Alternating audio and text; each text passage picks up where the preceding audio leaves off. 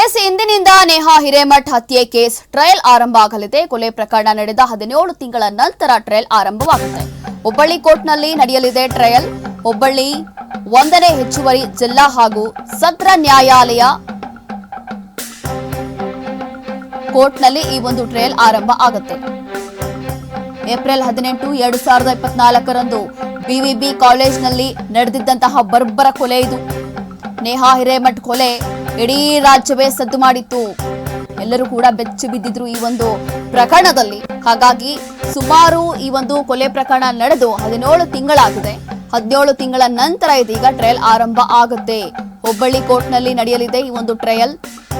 ಹುಬ್ಬಳ್ಳಿ 1ನೇ ಹೆಚ್ಚುವರಿ ಜಿಲ್ಲಾ ಹಾಗೂ ಸತ್ರ ನ್ಯಾಯಾಲಯದಲ್ಲಿ ಈ ಒಂದು ಟ್ರಯಲ್ ಆರಂಭವಾಗುತ್ತೆ. ಈಗಾಗಲೇ 17 ತಿಂಗಳಾಗಿದೆ ಈ ಒಂದು ಪ್ರಕರಣ ಆಗಿ. ಹಾಗಾಗಿ ಇದೀಗ ಇಷ್ಟು ತಿಂಗಳ ನಂತರ ಈ ಒಂದು ಕೇಸ್ನ ಅಂದ್ರೆ ನೇಹಾ ಹಿರೇಮಠ್ ಹತ್ಯೆ ಕೇಸ್ ಏನಿದೆ ಇದಕ್ಕೆ ಟ್ರಯಲ್ ಆರಂಭ ಆಗುವಂತಹ ಸಾಧ್ಯತೆ ಇದೆ. ನೋಡಿ, ನೇಹಾ ಹಿರೇಮಠ್ ಕೊಲೆ ಅಂತಂದ್ರೆ ಈ ಒಂದು ಕೇಸ್ ಏನಿದೆ, ಫಯಾಜ್ ಆರೋಪಿ ಈ ಒಂದು ಫೋಟೋದಲ್ಲಿ ನೋಡ್ತಾ ಇದ್ದೀರಿ. ಈ ಒಂದು ಕೇಸಲ್ಲಿ ನಿಜವಾಗ್ಲೂ ನೇಹಾ ಹಿರೇಮಠ್ ಕೊಲೆ ಆಗಿತ್ತು. ಬಿವಿಬಿ ಕಾಲೇಜ್ನಲ್ಲಿ ನಡೆದಿದ್ದಂತಹ ಬರ್ಬರ ಕೊಲೆ ಇದು.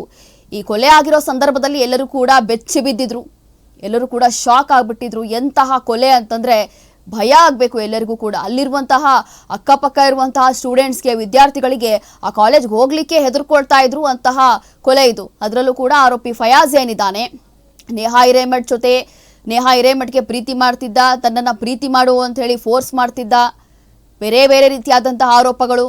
ಈ ಒಂದು ವಿಚಾರದಲ್ಲಿ ಸದ್ಯ 17 ತಿಂಗಳಾಗಿದೆ ಈ ಒಂದು ಕೊಲೆ ಆಗಿ. ನೇಹಾ ಹಿರೇಮಠ್ ಬರ್ಬರ ಕೊಲೆ ಆಗಿತ್ತು. ಬಿವಿಬಿ ಕಾಲೇಜ್ನ ಗ್ರೌಂಡ್ನಲ್ಲೇ ಬರ್ಬರವಾಗಿ ಹತ್ಯೆ ಆಗಿರುವಂತಹ ನೇಹಾ ಹಿರೇಮಠ್ ಹತ್ಯೆ ಕೇಸ್ ಏನಿದೆ ಇದೀಗ ಟ್ರಯಲ್ ಆರಂಭ ಆಗುತ್ತೆ. ಅದು ಕೂಡ ಸುಮಾರು ಕೊಲೆ ಪ್ರಕರಣ ನಡೆದು ಈಗಾಗಲೇ 17 ತಿಂಗಳೇ ಆಗಿದೆ.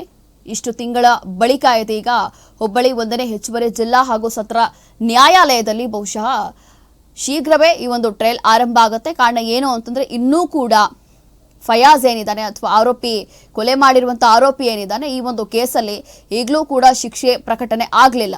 ಇನ್ನೂ ಕೂಡ ಹೀಗೆ ಈ ಒಂದು ಕೇಸ್ ಏನಿದೆ ಈಗಲೂ ಕೂಡ ಹೀಗೆ ರನ್ನಿಂಗ್ ಇದೆ.